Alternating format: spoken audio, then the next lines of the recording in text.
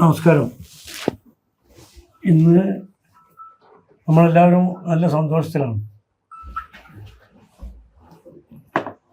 ഈ തദ്ദേശ സ്വയംഭരണ സ്ഥാപനങ്ങളിലേക്കുള്ള തെരഞ്ഞെടുപ്പിൻ്റെ റിസൾട്ട് എല്ലാവരും വിശകലനം ചെയ്തു കാര്യകാരണങ്ങളൊക്കെ മനസ്സിലാക്കിയിരിക്കുന്ന ഒരു സാഹചര്യമാണ്. അതുകൊണ്ട് കൂടുതലൊന്നും ഞങ്ങൾ പറയുന്നില്ല. ഇന്ന് ഞങ്ങളുടെ സംസ്ഥാന കമ്മിറ്റി യോഗം ഉണ്ടായിരുന്നു.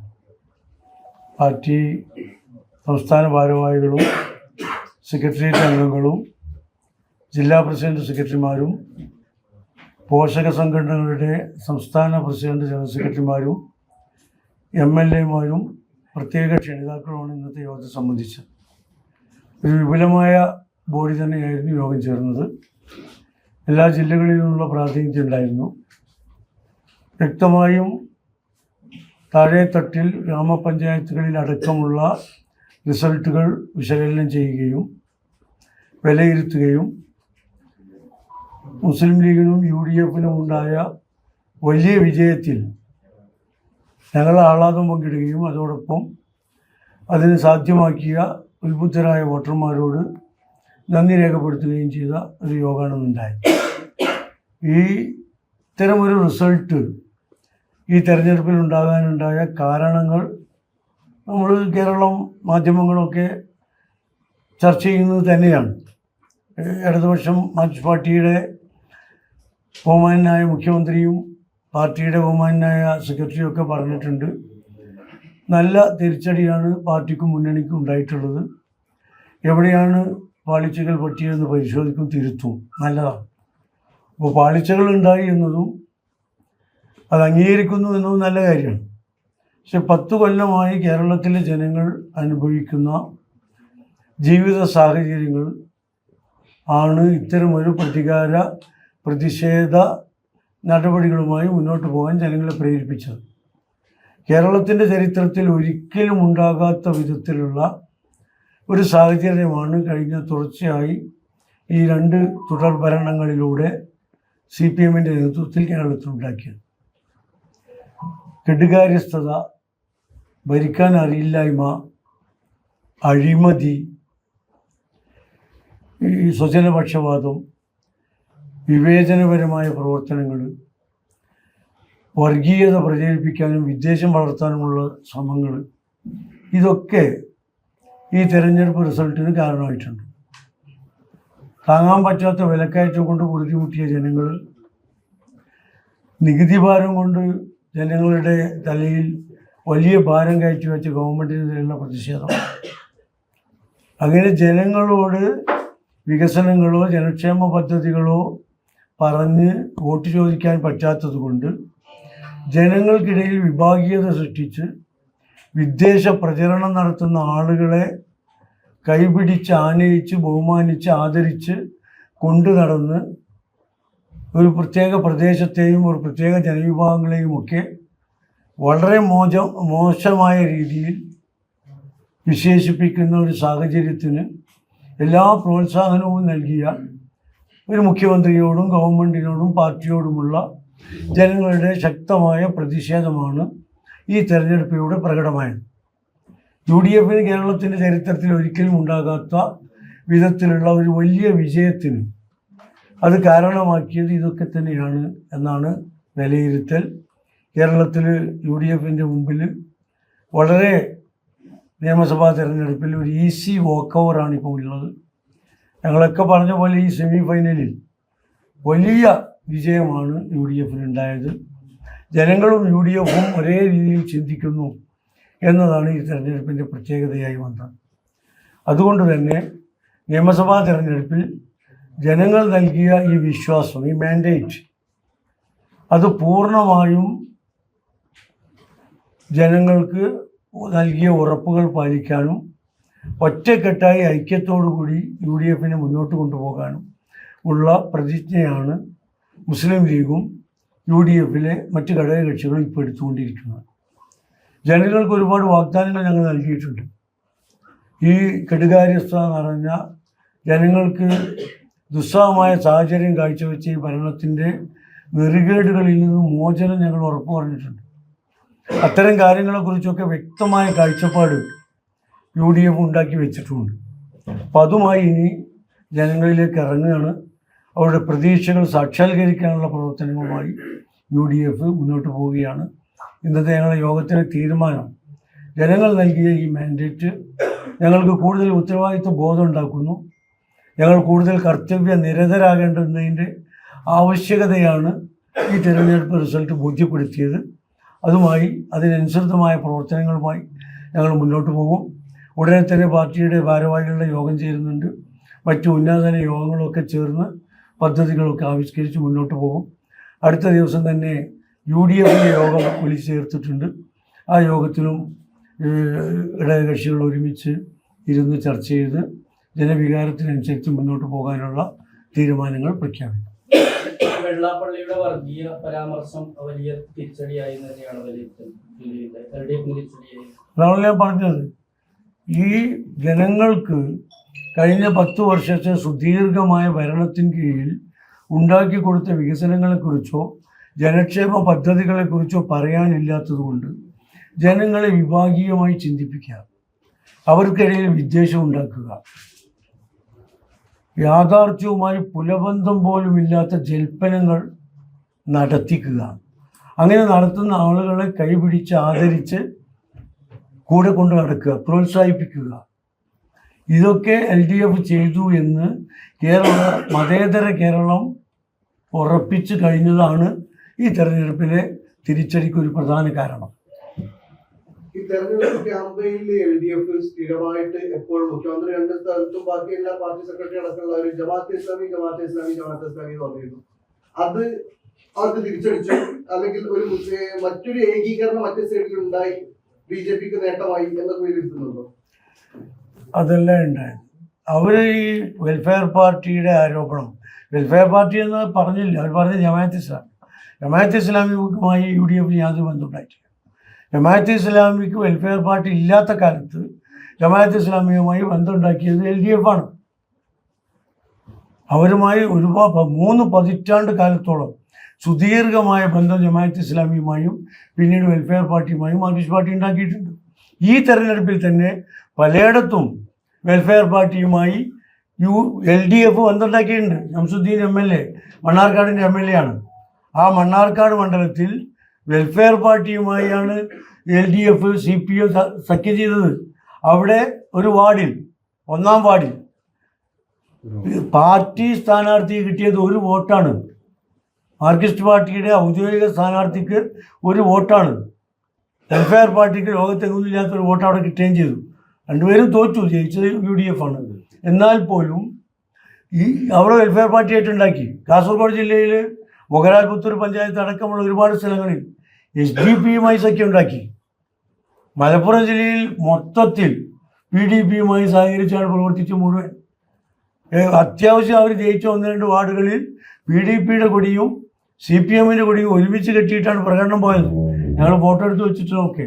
അപ്പോൾ SDP-യുമായും PDP-യുമായും വെൽഫെയർ പാർട്ടിയുമായൊക്കെ തരാതരം സഖ്യങ്ങൾ ഉണ്ടാക്കി, മുന്നണി ഉണ്ടാക്കി, വോട്ട് വാങ്ങി മത്സരിച്ച LDF വെൽഫെയർ പാർട്ടിയുടെ പേര് പറഞ്ഞ് ഞങ്ങളെ ആക്രമിക്കാനുള്ള ശ്രമം നടത്തി.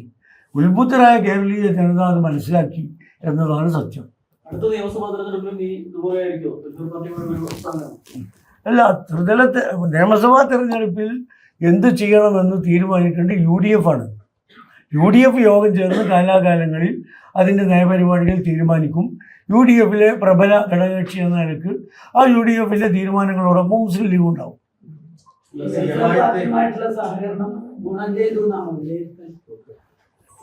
വെൽഫെയർ പാർട്ടിയുമായി ഞാൻ പറഞ്ഞല്ലോ, ഞങ്ങൾക്ക് ധാരണയുണ്ടായിട്ടില്ല, സഖ്യം ഉണ്ടായിട്ടില്ല, മുന്നണി ബന്ധം ഉണ്ടായിട്ടില്ല.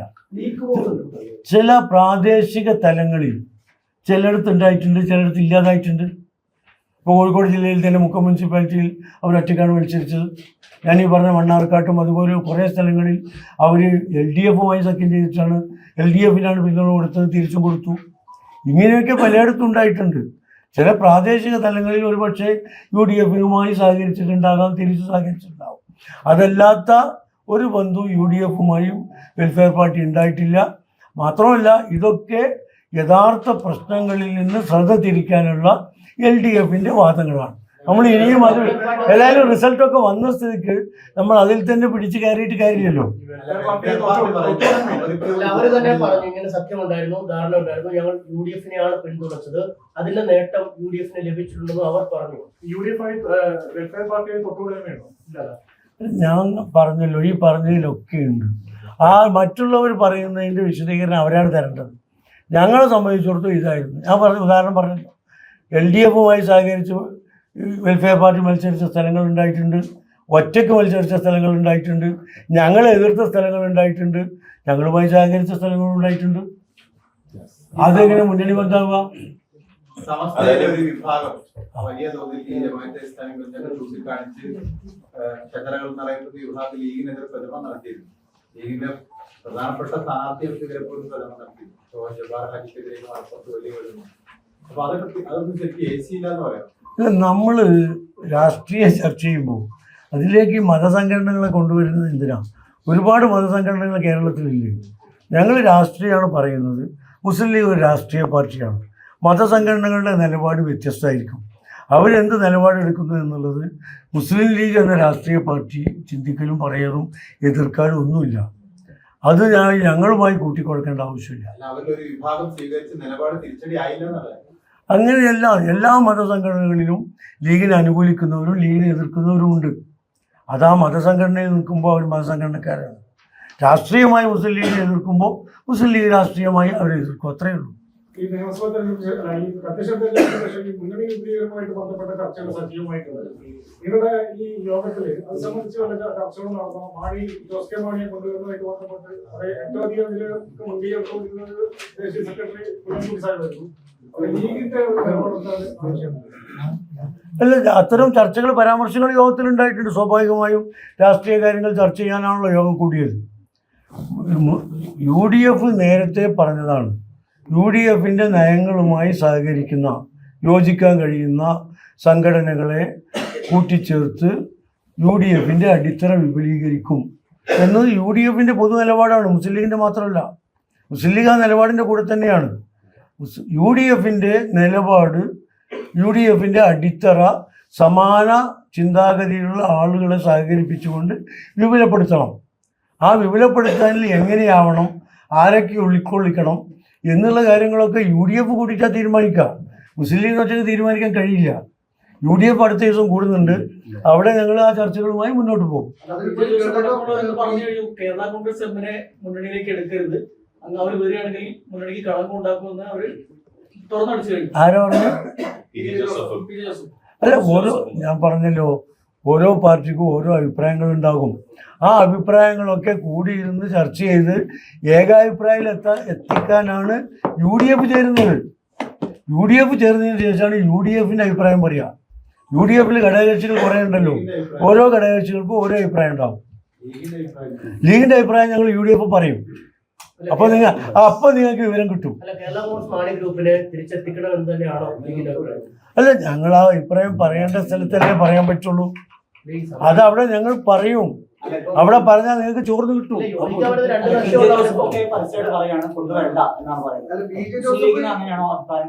അല്ല, PJ ജോസഫ് അങ്ങനെ പറഞ്ഞു നിങ്ങൾ പറയല്ലേ. ഞങ്ങൾ UDFിൽ PJ ജോസഫ് ഇപ്പുറത്തും കുഞ്ഞാലിക്കുട്ടി സാഹിബ് ഇപ്പുറത്തും VD സതീശ് അപ്പുറത്തൊക്കെ ഇരുന്നിട്ട് ഇതൊക്കെ ചർച്ച ചെയ്യുമല്ലോ. എന്നിട്ട് വ്യത്യസ്ത അഭിപ്രായങ്ങൾ ഉണ്ടാകാം. വ്യത്യസ്ത പാർട്ടികളല്ലേ, വ്യത്യസ്ത അഭിപ്രായങ്ങൾ ഉണ്ടാവും. ഇതൊക്കെ ഞങ്ങൾ ഏകാഭിപ്രായമാക്കി മാറ്റും. അതിനാണ് UDF കൂടുന്നത്. ഞങ്ങൾ പറയും, അപ്പം പറയും. ആ പറയുന്ന നിമിഷം നിങ്ങൾ പറയും. ഞങ്ങൾ UDFിൽ പറയേണ്ടുന്ന ഒരു കാര്യം പുറത്തു പറയുന്നത് ശരിയല്ല, രാഷ്ട്രീയ മാന്യതയല്ല. അതുകൊണ്ട് ഞങ്ങൾ പറയാത്തത്. പറയാൻ ആഗ്രഹമില്ലാത്തതുകൊണ്ടല്ല, നിങ്ങളോട് എല്ലാം പറയണം എന്നാണ് ഞങ്ങളൊക്കെ മനസ്സിലുള്ളത്. പക്ഷെ അത് ശരിയല്ല. അതാണ്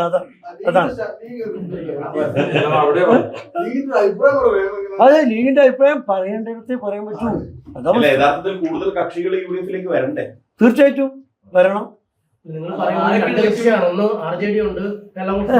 നിങ്ങൾ കൂടുതൽ കക്ഷികൾ വരണമെന്നേ പറഞ്ഞിട്ടുള്ളൂ. RJD ആണോ BJD ആണോ നമ്മൾ പറഞ്ഞിട്ടില്ല. അല്ല, CPM വരികയാണെങ്കിൽ അപ്പൊ അത് ഗൗരവമായി പരിശോധിക്കേണ്ട സാഹചര്യമാണ്. നിങ്ങൾ പറഞ്ഞു CPM അല്ലേ പറഞ്ഞേ? CPI ഞാൻ പറഞ്ഞില്ല. CPM ഇപ്പൊ ഈ ജനപിന്തുണ നഷ്ടപ്പെട്ട സമയത്ത് എടുക്കുന്ന UDF മോശമല്ലേ? മാണി വിഭാഗത്തിന് വലിയ സ്ഥാനാർഹയില്ല. 777 സീറ്റുകളിലാണ് അവർ പരാജയപ്പെട്ടത് മത്സരിച്ച്. അല്ല, മാണി കേരള കോൺഗ്രസിന് എടുക്കണമെന്ന് ലീഗ് തീരുമാനിച്ചിട്ടുണ്ടെന്ന് ഞാൻ പറഞ്ഞില്ല. പിന്നെ എന്തിനാ നമ്മൾ നമ്മൾ കൂടുന്നത്?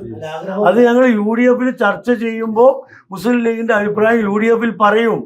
അത് കഴിഞ്ഞാൽ അവിടെ പിന്നെ UDF ചെയർമാനും കൺവീനറും നിങ്ങളത് അറിയിക്കും. അപ്പം നിങ്ങൾക്കറിയാം. ഈ CPM നേതാവ് സൈതലവിയുടെ ഒരു പ്രസംഗം വിവാദമായിട്ടുണ്ട് മലപ്പുറത്ത്. അങ്ങനെ ഒരാളുണ്ടോ? അവിടുത്തെ ഒരു പ്രാദേശിക നേതാവാണ്. അതുപോലെ തന്നെ ഇവിടെയും സമാനമായ രീതിയിൽ അതൊരു സ്ത്രീവിരുദ്ധ പ്രസംഗം. അതിനെങ്ങനെ ലീഗ് കാണുന്നുള്ളത്? ഇങ്ങനെ പ്രാദേശികമായി ഏതെങ്കിലും ആൾ പറഞ്ഞതിന് ഞങ്ങളെങ്ങനെ മറുപടി പറയാം? ഏതായിരുന്നാലും ഏത് ജെൻഡർ വിരുദ്ധാണെങ്കിലും, സ്ത്രീ വിരുദ്ധാണെങ്കിലും, പുരുഷ വിരുദ്ധാണെങ്കിലും, എന്ത് വിരുദ്ധാണെങ്കിലും അത്തരം പ്രസ്താവനകളും പ്രസംഗങ്ങളൊന്നും ഭൂഷണമല്ല, മാന്യതക്ക് നിരക്കുന്നതല്ല ആരായിരുന്നാലും. അതായത് UDF സ്ഥാനാർത്ഥി വനിതാ സ്ഥാനാർത്ഥികളെ കെട്ടിയിറക്കി നാട്ടുകാർക്ക് മുമ്പിൽ കാഴ്ചവെച്ച് വോട്ട് നേടുകയാണ്. അല്ല, അത് ജനങ്ങൾ തീരുമാനിക്കട്ടെ. ഓരോ പാർട്ടിയുടെയും നിലവാരം എവിടെ എത്തി, ഓരോ പാർട്ടിയുടെയും ലീഡേഴ്സ് ആരൊക്കെയാണ് എന്ന് ജനങ്ങൾ തീരുമാനിച്ചോട്ടെ. നമുക്കറിയാലോ, വിനാശകാല വിപരീത ബുദ്ധി എല്ലാം കൂടി ഒരുമിച്ച് വരികയല്ലേ. ഇപ്പം ഇന്നലെയൊക്കെ ഈ വടകര താലൂക്കിലും കണ്ണൂർ ജില്ലയിലൊക്കെ എന്ത് ആക്രമണ പരമ്പരകളാണ് ഇവർ മുന്നോട്ട് വെച്ചത്. പഴയ കാലത്തെ വടകര നാദാപുരം മേഖലയിൽ അക്രമത്തെ തോന്നിപ്പിക്കുന്ന രീതിയിൽ അക്രമം, വടിവാളും കൊണ്ട് വീടുകളിൽ കയറി വന്ന് ആളുകളെ കിട്ടാത്തതുകൊണ്ട് വീടിന് മുമ്പിലുള്ള എത്രമാത്രം വാഹനങ്ങളാണ് വെട്ടി നശിപ്പിച്ചത്. ബൈക്കുകൾ, 2 വീലറുകൾ, കാറുകൾ, വാഹനങ്ങൾ, കൃഷികൾ. എത്ര ആളുകൾക്ക് പരിക്ക് പറ്റി, എത്ര പേര് ആശുപത്രിയിലുണ്ട്. പോലീസിൻ്റെ മുമ്പിൽ വെച്ചത് നടന്നത്. പോലീസ് നോക്കിയിരിക്കുകയായിരുന്നു. സ്ത്രീകളെയും കുട്ടികളെയും ഭീഷണിപ്പെടുത്തി കൊലവിളി വരെ നടത്തി. അത്തരമൊരു സാഹചര്യം ഉണ്ടാകുകയാണ്. ഒരു കാലത്തും തോറ്റിട്ടില്ലാത്ത മേഖലകളിൽ പരാജയം അനുഭവിച്ചപ്പോൾ ഉണ്ടായ വിഭ്രാന്തിയാണ്. അത് മാർക്സിസ്റ്റ് പാർട്ടി അണികളെ രാഷ്ട്രീയമായല്ല അക്രമത്തിലൂടെയാണ് സംഘടിപ്പിക്കുന്നത് എന്നതിൻ്റെ ഏറ്റവും മികച്ച ഉദാഹരണമാണ്. ഈ അപകടകരമായ സാഹചര്യത്തിൽ കൊണ്ടുപോകരുത് എന്ന് ഇന്നത്തെ യോഗത്തിൽ ഞങ്ങൾ പ്രമേയം എടുത്തിട്ടുണ്ട്. ഞങ്ങൾ വലിയ ഡിമാൻഡ് അതാണ്. പോലീസിനെ ദുരുപയോഗപ്പെടുത്തി ജനങ്ങളെ ആക്രമിക്കുന്ന ഈ പ്രവണത, പരാജയത്തിൽ പിന്നെ വിഭ്രാന്തി പൂണ്ട ആളുകൾ. അങ്ങാടിയിൽ തോറ്റാൽ അമ്മയോടെന്ന് പറയല്ലേ. ജനങ്ങൾ വോട്ട് ചെയ്ത് തോൽപ്പിച്ചതിന് ജനങ്ങളെ ആക്രമിക്കുകയാണ്. പാനൂരിലൊക്കെ ഉണ്ടായി, വടകരയിൽ, ഏറാമലയിൽ, നമ്മുടെ ചേമഞ്ചേരി ഒക്കെ ഉണ്ടായി. പാലക്കാട് പോലുള്ള നഗരസഭകളിൽ NDA അധികാരത്തിൽ നിന്ന് തടയാൻ ഇന്ത്യ മുന്നണി എന്നുള്ള രീതിയിൽ എന്തെങ്കിലും ആ രീതിയിൽ എന്തെങ്കിലും നീക്കം ഉണ്ടാക്കാൻ കഴിയുമോ? UDF ആലോചിക്കും. UDF അത് ആലോചിച്ച് തീരുമാനിക്കും. അതിനാണല്ലോ ഇന്ത്യ മുന്നണി ഉണ്ടാക്കിയത്. ദേശീയ തലത്തിൽ BJP നേതൃത്വം നൽകുന്ന NDA മുന്നണിയെ ചെറുക്കാനും തടുക്കാനും പ്രതിരോധിക്കാനുമാണ് ഇന്ത്യ മുന്നണി ഉണ്ടാക്കിയിട്ടുള്ളത്. ആ ഇന്ത്യ മുന്നണിയുടെ സ്വഭാവം കേരളത്തിൽ ഏതെങ്കിലും മുനിസിപ്പാലിറ്റിയിലോ പഞ്ചായത്തിലോ അനിവാര്യമാണെങ്കിൽ അതിനെക്കുറിച്ച് UDF ആലോചിച്ച് തീരുമാനിക്കും.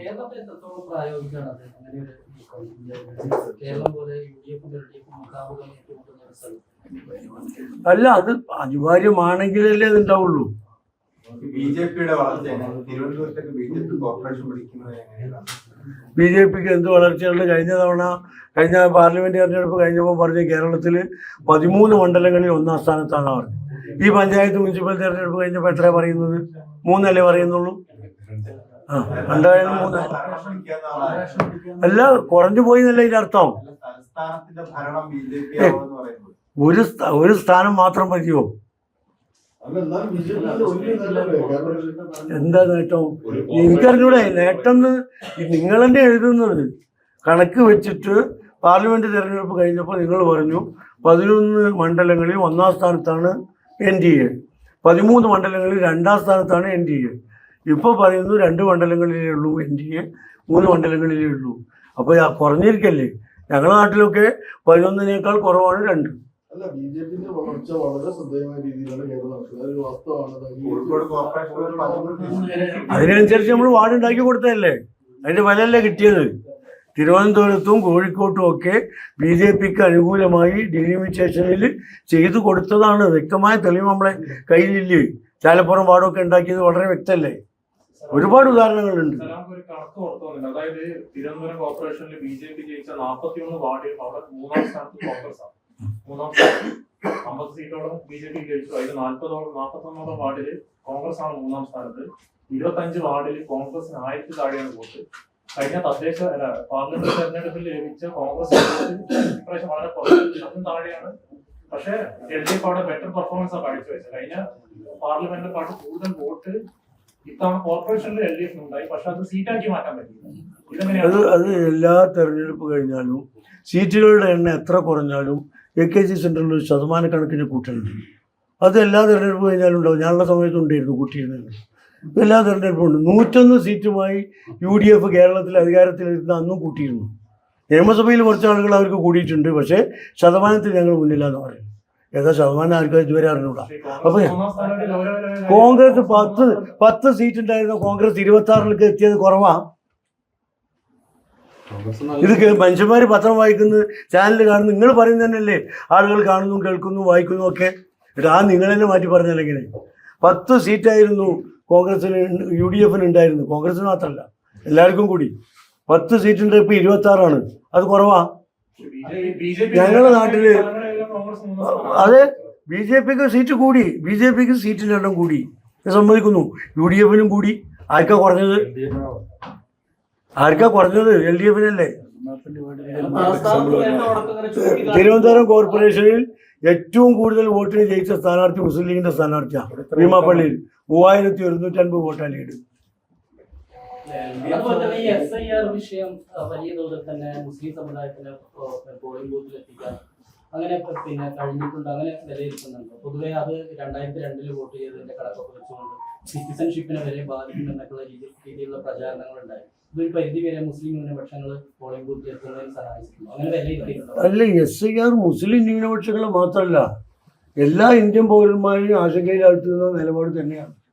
45 ലക്ഷം ആളുകൾ ബീഹാറിൽ ഔട്ടായത് മുസ്ലിങ്ങൾ മാത്രമാണോ? വേറെ കൂറും ദലിതരാണ്.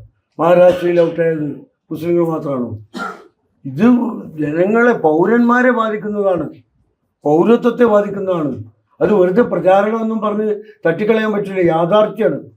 പൗരത്വ നിയമവുമായി ബന്ധപ്പെട്ടിട്ടാണ് ഈ SIR നടക്കുന്നത്. അപ്പോൾ അതിനെ സംബന്ധിച്ച് ആളുകൾ ജാഗരൂകയാണ്. പക്ഷേ ഈ തദ്ദേശ തെരഞ്ഞെടുപ്പും ആ വോട്ടർ പട്ടികയും തമ്മിൽ ബന്ധമില്ല എന്നുള്ളത് എല്ലാവർക്കും അറിയാം. എന്നാൽ പോലും വോട്ടവകാശം വിനിയോഗിക്കേണ്ടതും വോട്ടർ പട്ടികയിൽ പേര് വരുത്തേണ്ടതും പൗരൻ്റെ ഉത്തമ ബോധ്യപ്പെടുന്ന ഒരവകാശമായി, ഉത്തരവാദിത്വമായി ആളുകൾ കണക്കാക്കാൻ തുടങ്ങി എന്നുള്ളത് ശരിയാണ്.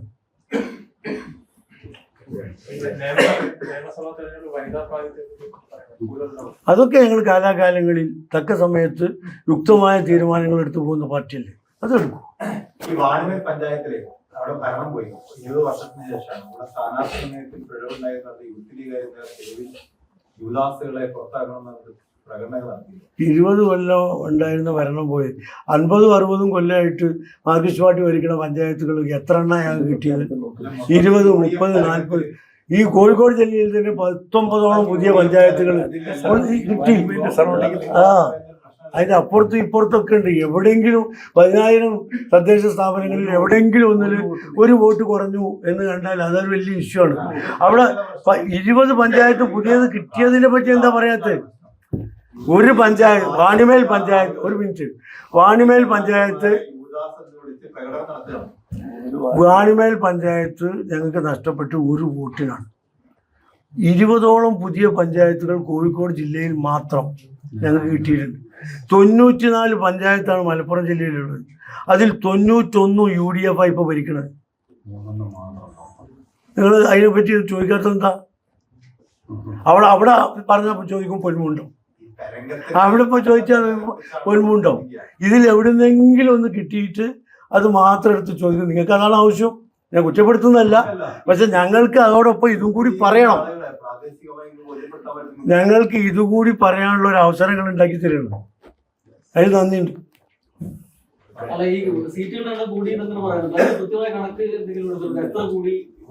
കൃത്യമായ കണക്കുണ്ടല്ലോ.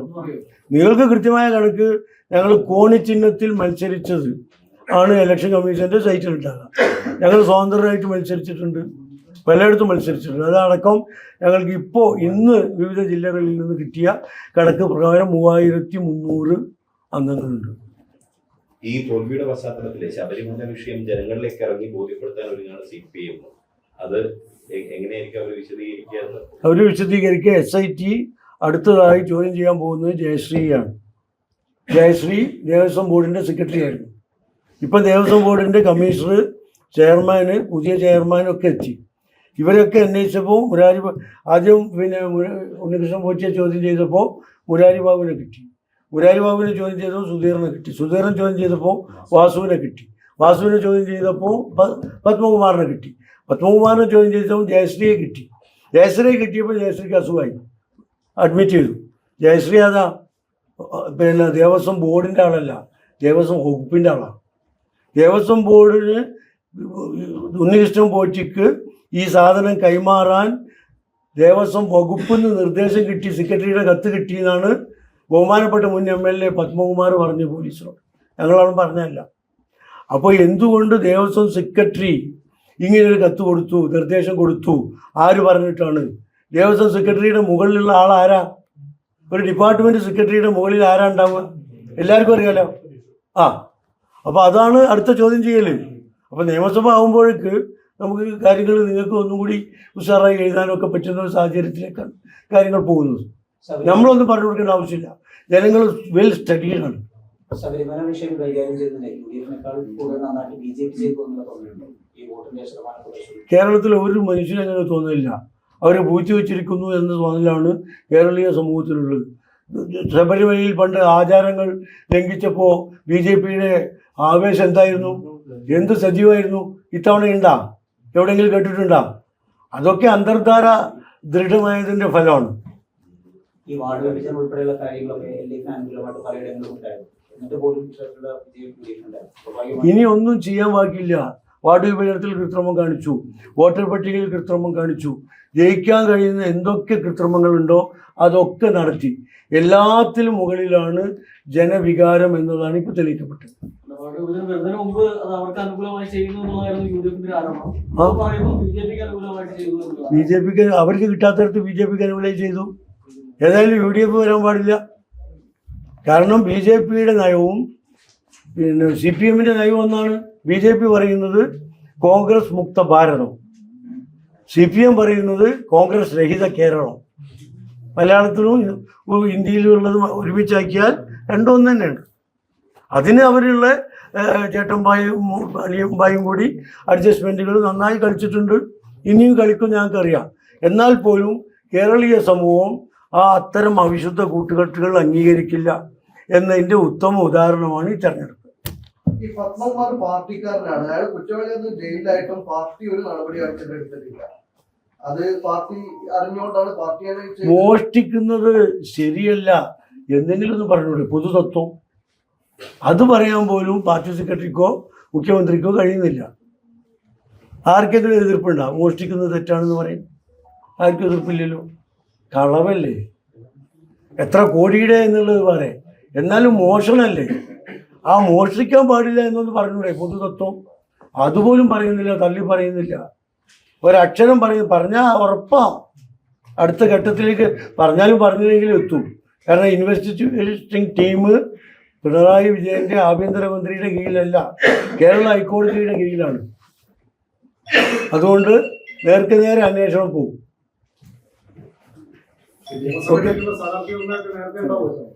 എങ്ങനെ? തെരഞ്ഞെടുപ്പ് മുമ്പുണ്ടാവും.